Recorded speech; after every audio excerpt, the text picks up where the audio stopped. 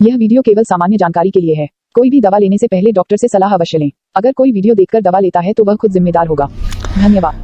Hello दोस्तों, आज हम बात करेंगे प्रेगनेंसी में सबसे सुरक्षित दवाइयाँ कौन कौन सी होती है उसके पार्ट 2 के बारे में। ठीक है, लास्ट वीडियो जो हमने पार्ट 1 बनाई थी, ठीक है, वो काफ़ी लंबी हो गई थी, इसलिए हमने इसको 2 पार्ट में डिवाइड करने की सोची है। और उसमें हमने काफ़ी कैटेगरीज के बारे में बात कर ली थी, एंटी फंगल ड्रग्स के बारे में, ठीक है, एनाल्जेसिक्स के बारे में जो कि कॉमनली यूज़ होती हैं। ठीक है, और आज उसके सेकेंड पार्ट हम जो लेके आए, इसमें अपन बात करेंगे कौन कौन सी एंटीबायोटिक्स आपको यूज़ करनी है। ठीक है, कौन कौन से स्टेरॉइड्स जो अपन देते हैं उनमें कौन कौन से यूज़ करने हैं, कौन से नहीं करने हैं, प्रेगनेंसी में किस तरीके से अपने को ट्रीटमेंट देना चाहिए, बिल्कुल सेफ ट्रीटमेंट के तौर पे अपने को चलना चाहिए। तो किस तरीके से अपन किसी भी प्रेग्नेंट वुमेन को क्या है कि सेफ ट्रीटमेंट दे सकते हैं, उसके बारे में कंप्लीट डिटेल में बारे में बात करेंगे। ठीक है, तो बिना टाइम वेस्ट किए सबसे पहले अपन चलते हैं फर्स्ट कैटेगरी पे।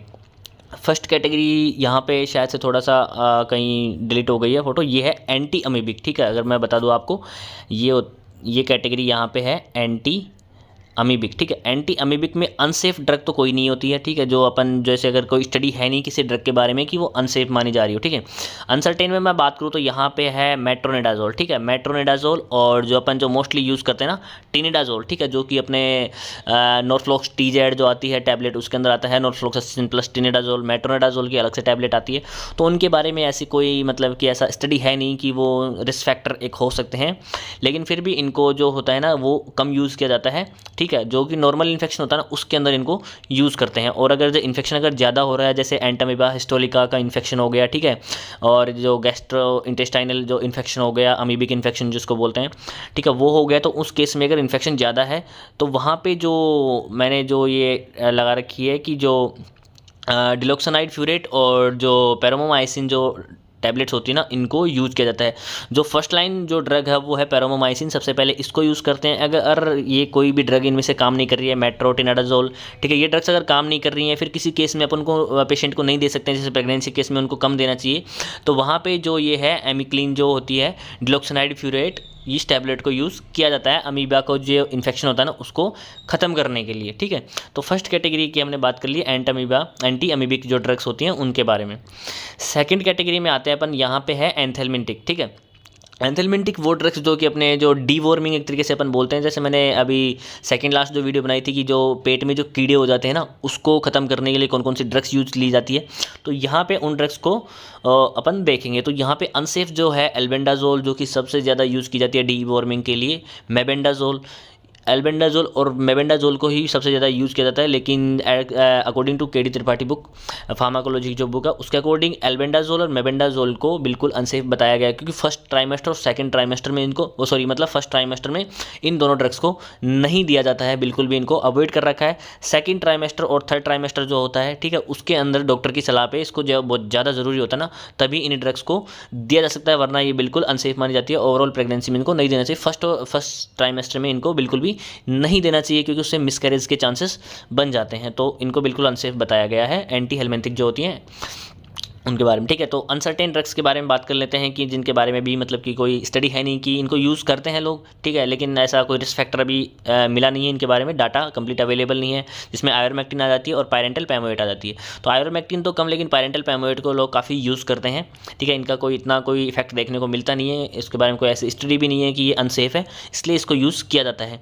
लेकिन मैं अगर सेफर ड्रग की बात करूँ कि अपने को बिल्कुल सेफ चलना है, कि अपने को बिल्कुल भी रिस्क नहीं लेने का है, तो उस केस में अपन बात करते हैं पाइपराजीन। ठीक है, पाइपराजीन जो टैबलेट होती है एंथेलमेंटिक जो डीवॉर्मिंग के लिए, इसको बहुत अच्छे तरीके से यूज़ किया जाता है। अगर इसका अच्छे आपको थोड़ा डिटेल में अगर टैबलेट्स के बारे में जानता है तो डीवॉर्मिंग जो पेट में कीड़े पड़ जाते हैं, वो जो मैंने वीडियो डाल रखी है वो आप देख सकते हो। तो पाइपराजीन, निक्लोसामाइड और जो पायरेजिन क्वेंटल जो ड्रग होती है ना, इन तीनों ड्रग्स को सेफ तौर पर बिल्कुल यूज़ किया जा सकता है किसी भी ट्राइमेस्टर के अंदर।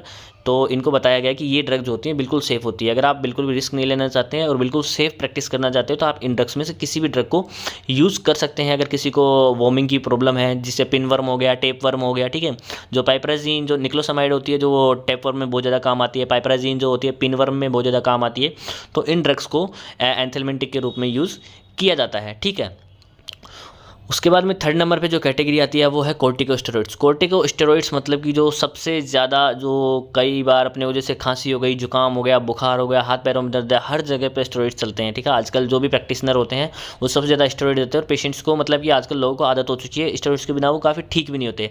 लेकिन जब प्रेगनेंसी की बात आती है तो अपने को कौन से स्टेरॉइड यूज़ करने चाहिए, कौन से नहीं यूज़ करने चाहिए। तो अनसेफ के बारे में तो नन है, मतलब कि कोई भी ऐसा स्टेरॉइड नहीं है जिसके बारे में क्लिनिकल डेटाज अवेलेबल हो कि ये अनसेफ है। अनसर्टेन में बात करें तो डेक्सोन और बेटनीसोल होती है, इनकी हाई डोज को रिकमेंड नहीं किया जाता है।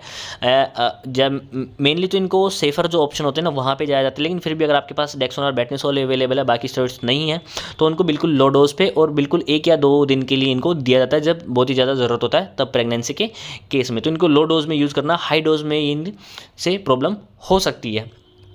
तो ठीक है, तो यहाँ पे अनसर्टेन ड्रग्स के बारे में बात करें। उसके बाद में जो सेफर जो ऑप्शन है कि अपने पास सेफ ऑप्शन में क्या क्या है, उसमें है प्रेडनिसोलोन और हाइड्रोकोर्टिसोन। ये जो होती हैं लो डोज में आप इनको दे सकते हैं, बिल्कुल सेफ है, किसी भी ट्राइमेस्टर में आप इनको यूज़ कर सकते हैं। प्रेडनिसोलोन जो है 5 to 10 mg इसको यूज़ कर सकता है। हाइड्रोकोर्टिसोन जो ड्रग होती है, ठीक है, जो इंजेक्शन इसका आता है वो 100 mg तक आप आसानी से यूज़ कर सकते हो, लेकिन इनको लॉन्ग टर्म के लिए इनको भी यूज़ नहीं करना चाहिए। लेकिन इवन डेक्सोना और जो बेटनीसोल है उसके केस में अगर अपन देखें तो प्रेडनिसोलोन और हाइड्रोकोर्टिसोन काफ़ी सेफ ड्रग है, इनको अच्छे से आप यूज़ कर सकते हैं। 5-7 दिन के लिए अगर आप यूज़ करना चाहो तो इसको यूज़ कर सकते हैं। अगर किसी को खांसी जुकाम बुखार में आपको देना है, बहुत ज़्यादा प्रॉब्लम हो रही है, तो प्रेडनिसोलोन को यूज़ किया जाता है, और प्रेगनेंसी में प्रेडनिसोलोन को ही सबसे ज़्यादा स्टेरॉइड्स के तौर पे दिया जाता है। तो आप यहाँ पे इस टैबलेट को यूज़ कर सकते हैं, ठीक है। उसके बाद में 4th नंबर पे जो कैटेगरी आती है, सबसे मेन कैटेगरी, वो है एंटीबैक्टीरियल। एंटीबैक्टीरियल में कौन कौन सी यूज़ नहीं करनी है, कौन सी कर सकते हैं, और बिल्कुल सेफर ऑप्शन कौन से अपने पास। तो फ्लोरोक्विनोलोन्स जिसके अंदर आता है लियोफ्लोक्सासिन और सिप्रोफ्लोक्सासिन, इनको यूज़ नहीं किया जाता है। इससे क्या होता है, जो कि फीटल टॉक्सिसिटी प्रोड्यूस हो सकती है, ठीक है। और उसके बाद में टेट्रासाइक्लिन जो होती है, टेट्रासाइक्लिन को भी बिल्कुल मतलब मना किया गया है कि इसको बिल्कुल भी यूज़ नहीं करना है, क्योंकि इससे क्या होता है कि जो पेशेंट की जो बोन्स होती है ना वो डैमेज होती है। मतलब कि जो बच्चा जो होता है ना, एम्ब्रियो के अंदर जो बच्चा होता है उसकी बोन्स ग्रोथ नहीं कर पाती है और डैमेज होती है। फ्लोरोक्विनोलोन से मसल डैमेज होती है। और उसके बाद में अगर मैं बात करूँ अमीनोग्लाइकोसाइड्स, ठीक है, फ्लोरोक्विनोलोन्स में मैंने बताया सिप्रोफ्लोक्सासिन आता है, ठीक है, और लियोफ्लोक्सासिन आता है। उसके बाद में टेट्रासाइक्लिन्स जो होते हैं खुद एक ड्रग है, ठीक है। अमीनोग्लाइकोसाइड्स, ठीक है, अमीनोग्लाइकोसाइड्स में अमीकासिन आता है, जेंटामाइसिन आता है, ठीक है। इन ड्रग्स को भी प्रेगनेंसी के दौरान यूज़ नहीं करना चाहिए, इनको अनसेफ बताया गया है। अब अमीनोग्लाइकोसाइड में अमीकासिन, जेंटामाइसिन क्या कोज कर सकते हैं, इनसे ऑटोटॉक्सिसिटी हो सकती है, मतलब कि जो बच्चा जो पैदा होता है ना उसको सुनने में प्रॉब्लम हो सकती है, और ये नेफ्रोटॉक्सिसिटी प्रोड्यूस कर सकते हैं, किडनी डैमेज ये कर सकते हैं। अमीनोग्लाइकोसाइड्स जो अमीकासिन जो अपन जो सबसे ज़्यादा यूज़ करते हैं उसको प्रेगनेंसी में यूज़ नहीं करना चाहिए, क्योंकि ये बिल्कुल अनसेफ बताई गई है। उसके बाद में क्लोरामफेनिकोल एक लाइफ थ्रेटनिंग कंडीशन प्रोड्यूस कर सकती है, जिसमें बच्चे को ग्रे बेबी सिंड्रोम जिसको बोलते हैं वो हो सकता है, और बच्चे की मतलब फीटल डेथ भी यहाँ पे हो सकती है। और उसके बाद में सल्फोनामाइड्स में जो सल्फामिथोक्साजोल जो ट्राइमेथोप्रिन का जो कॉम्बिनेशन आता है ना उसको बिल्कुल भी यूज़ नहीं करना चाहिए, उससे भी फीटल डेथ वाली प्रॉब्लम हो सकती है। यहाँ से उसमें चांसेस क्या रहते हैं कि जो बच्चा होता है ना उसको न्यूमोनिया नहीं, जॉन्डिस हो जाता है, और वो जॉन्डिस कहाँ, ब्रेन तक पहुँच जाता है, ठीक है। और ब्रेन तक अगर जॉन्डिस अगर पहुँच जाता है ना तो उस बच्चे को बचाना बहुत मुश्किल हो जाता है। तो आपको सल्फोनामाइड्स भी बिल्कुल भी यूज़ नहीं करने हैं। एंटीबैक्टीरियल जो ड्रग होती है, एंटीबायोटिक्स जिनको अपन बोलते हैं, उनको आपको बहुत सोच समझ के यूज़ करना चाहिए। अच्छे से आपको नॉलेज लेनी चाहिए कि कौन सी ड्रग यूज़ करनी है, कौन सी नहीं करनी है। अब अमीकासिन को आप लगा दोगे तो अभी तो कुछ नहीं हो रहा है, जब बच्चा पैदा उसको सुनने में प्रॉब्लम आएगी, ठीक है। तो ये सब चीज़ों से आपको बचना चाहिए, सेफ प्रैक्टिस के ऊपर जाना चाहिए। सल्फोनामाइड्स को बिल्कुल भी यूज़ नहीं करें, बच्चे को जॉन्डिस होकर कि वो ब्रेन तक जा सकता है, ठीक है। तो यही सारे कारण होते हैं। काफ़ी के सारे बच्चों को आप देखते हो तो उसमें पता भी नहीं लगता कि कौन से महीने में कौन सी ड्रग ले ली है, उसका साइड इफेक्ट हो सकता है वो, क्योंकि काफ़ी बच्चों को जॉन्डिस हो जाता है। वो ब्रेन तक अगर पहुंच जाता है ना, 2-3 दिन में अगर वो जॉन्डिस रह गया, ब्रेन तक पहुंच गया, तो उसमें बच्चे की लगभग मतलब बचाना उसको लगभग नामुमकिन हो जाता है। उसके बाद में अनसर्टेन ड्रग में बात करें तो क्लैरिथ्रोमाइसिन, जो कि काफ़ी लोग यूज़ करते भी हैं, काफ़ी लोग इसको अवॉइड करते हैं। एजिथ्रोमाइसिन को काफ़ी यूज़ किया जाता है, लेकिन इसके बारे में कोई ऐसा डेटा है नहीं जिसको कि कोई रिस्क फैक्टर हो कि बच्चे को या माँ को कोई रिस्की हो। तो एजिथ्रोमाइसिन को भी काफ़ी लोग यूज़ करते हैं। क्लिंडामाइसिन, नाइट्रोफ्यूरेंटोइन, वैंकोमाइसिन, इन सबको भी यूज़ किया जाता है, क्योंकि इनके बारे में कोई रिस्क फैक्टर है नहीं इतना, मतलब इनको ज़रूरत पड़ती है तो इनको यूज़ किया जाता है। एजिथ्रोमाइसिन, क्लैरिथ्रोमाइसिन, इन सबको यूज़ कर सकते हैं अपन। लेकिन अगर अपन सेफ़र ऑप्शन की बात करें कि जो एंटीबायोटिक्स होती हैं, कौन कौन सी ड्रग जो है बिल्कुल सेफ़ हैं, ठीक है, अगर आप बिल्कुल भी रिस्क नहीं लेना चाहते हैं तो बिल्कुल सेफ़ ड्रग की तरफ भी आप जा सकते हैं। तो सेफ़र ऑप्शन में अपने पास है जो पेनिसिलिन कैटेगरी जो ड्रग आती हैं, जिसके अंदर अमोक्सिसिलिन आता है, एम्पिसिलिन आता है, क्लोक्सासिलिन आता है, पाइपरासिलिन आता है, ठीक है। तो ये ड्रग जो इसमें अमोक्सी, एम्पिसिलिन, क्लोक्सा, पाइपरासिलिन ये काफ़ी यूज़ की जाती हैं। अमोक्सिसिलिन सीवी जो होता है, अमोक्सिसिलिन कैल्विनेट का जो टैबलेट आती है उसको भी आप यूज़ कर सकते हैं। इंजेक्शन भी आता है, उसको भी काफ़ी यूज़ कर सकते हैं। ये बिल्कुल सेफ़ ड्रग मानी जाती है। पेनिसिलिन जी जो है वो भी काफ़ी सेफ़ ड्रग है, बिल्कुल सेफ़ ड्रग है। इनका कोई भी साइड इफेक्ट नहीं होता है, कोई भी मतलब रिस्क फैक्टर नहीं होता है। साइड इफेक्ट तो होते हैं लेकिन रिस्क फैक्टर कुछ भी नहीं होता है। हल्का फुल्का नोजिया वोमिटिंग साइड इफेक्ट के तौर पे हो सकती है।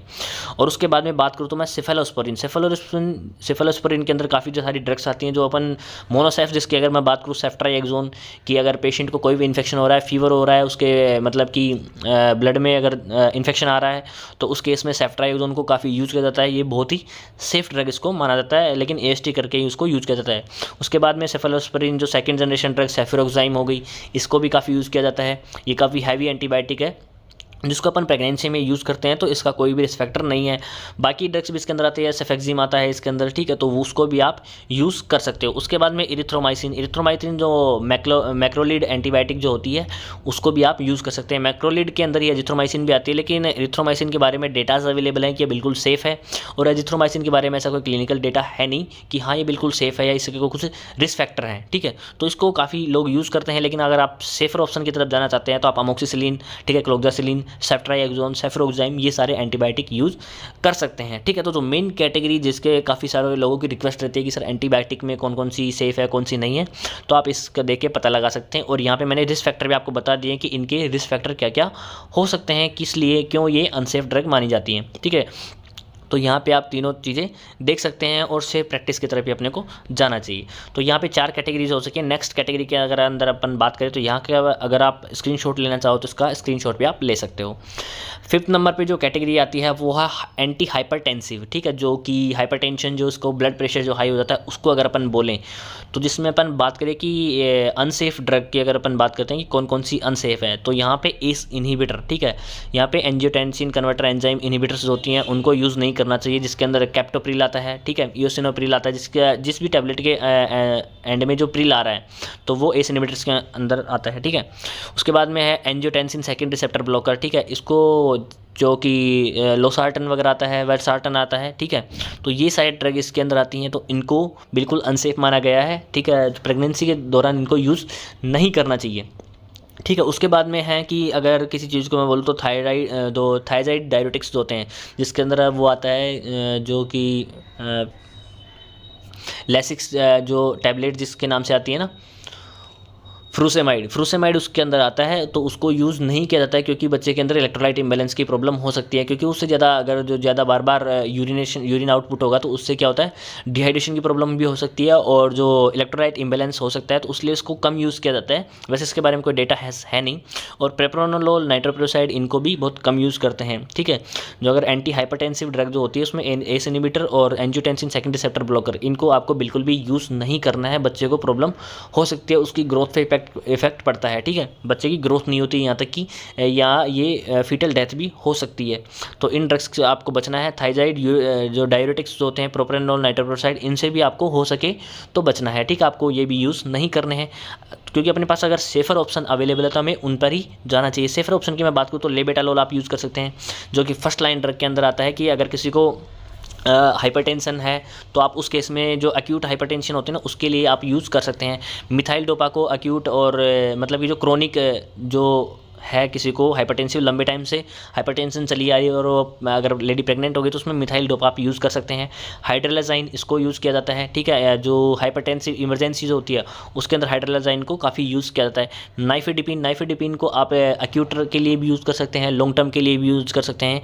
जो नाइफेडिपिन होती है कैल्शियम चैनल ब्लॉकर होती है, जिसका काफ़ी अच्छा इफेक्ट होता है प्रेगनेंसी के अंदर, बिल्कुल सेफ ड्रग है मानी जाती है। और नाइफेडिपिन को काफ़ी यूज़ किया भी जाता है, ठीक है, जिसकी सबलिंगुअल टैबलेट भी आती है और जो काफ़ी ऑनसेट ऑफ एक्शन करते हैं, मतलब बहुत फास्ट तरीके से ये नाइफेडिपिन जो होती है वो काम करती है। तो यहाँ पे जो अगर किसी को बीपी की प्रॉब्लम है, हाइपरटेंशन वाली जो प्रॉब्लम होती है, उसके अंदर आप ये सेफर जो ड्रग होती हैं उनको चूज़ कर सकते हैं, इनको यूज़ कर सकते हैं, ठीक है। तो आप इस तरीके से सेफ प्रैक्टिस आपको करनी है। उसके बारे में जो नेक्स्ट कैटेगरी आती है और फाइनल जो कैटेगरी है वो है एंटी डायबिटिक। अगर किसी प्रेग्नेंट वुमेन को डायबिटीज़ है तो उस केस में अपने को क्या यूज़ नहीं करना है, आपको सल्फोनाइल यूरियाज बिल्कुल भी नहीं देना है, जो कि ग्लिम्पराइड जिसके अंदर आता है सल्फोनाइल यूरिया, वो आपको बिल्कुल भी यूज़ नहीं करने हैं। बच्चे के अंदर जो ब्लड का जो शुगर लेवल कम हो जाएगा तो बच्चे के अंदर जो न्यूट्रिएंट्स है, बच्चे में एनर्जी कम हो जाएगी, ग्रोथ में प्रॉब्लम आ सकती है। उसके बाद में एकार्बोस जो हो गया, मेटफॉर्मिन हो गया, इनको आपको यूज़ नहीं करना है। अनसेफ इनको बताया गया है कि बिल्कुल भी सेफ़ नहीं होती हैं, ठीक है। शुगर लेवल डाउन हो जाएगा, बच्चे का पोषण अच्छे से नहीं हो पाता है, ठीक है। जो ओरल जो ड्रग्स होती हैं एंटी डायबिटिक, उनको अवॉइड किया जाता है बिल्कुल। मतलब कोई भी ओरल जो एंटी डायबिटिक ड्रग है उसको बिल्कुल अवॉइड करते हैं, ठीक है। तो इसके अंदर जो सेफ़र ऑप्शन की अगर मैं बात करूँ तो इसके सबसे सेफ़ है ह्यूमन इंसुलिन, ठीक है। इंसुलिन को यूज़ किया जाता है, उसमें भी अगर ह्यूमन इंसुलिन है ना तो उसके ऊपर प्रेगनेंसी के दौरान पेशेंट को रखना चाहिए ताकि वो बिल्कुल सेफ़ रहे, बच्चा जो है बिल्कुल सेफ़ रहे, कोई भी फैटल रिस्क नहीं हो, ठीक है। तो आपको कोई भी कोशिश करना चाहिए कि कोई भी एंटी डायबिटिक ओरल ड्रग जो होती है उसको नहीं देना चाहिए। इंसुलिन को आप यूज़ कीजिए, ह्यूमन इंसुलिन जो होता है ना उसको यूज़ कर सकते हैं प्रेगनेंसी के दौरान, ठीक है। तो इतना आपको ध्यान रखना है कि कौन सी ड्रग आपको यूज़ करनी है, कौन सी नहीं करनी है। प्रेगनेंसी के अंदर जो होते हैं काफ़ी सारे रिस्क फैक्टर होते हैं, बच्चे को भी जो अभी तो आप ड्रग दे रहे हो लेकिन जब बच्चा पैदा होता है तो उसमें प्रॉब्लम्स देखने को मिल सकती हैं। इसलिए आपको सेफ प्रैक्टिस हमेशा करनी चाहिए और ड्रग्स को बहुत कम यूज़ करना चाहिए प्रेगनेंसी में। अगर नॉर्मल प्रॉब्लम है तो उसको कोशिश करना चाहिए कि वो आसानी से ठीक हो जाए, हल्की ड्रग देके ही ठीक हो जाए, ठीक है। बाकी सारे ड्रग्स के ऊपर आपको नहीं जाना चाहिए और डॉक्टर की सलाह से ही आपको अच्छी से अच्छी दवाइयाँ लेनी चाहिए। तो आशा करता हूँ कि आज की वीडियो में काफ़ी अच्छे तरीके से आपको समझ में आया होगा। थैंक यू, धन्यवाद, जय हिंद, जय भारत।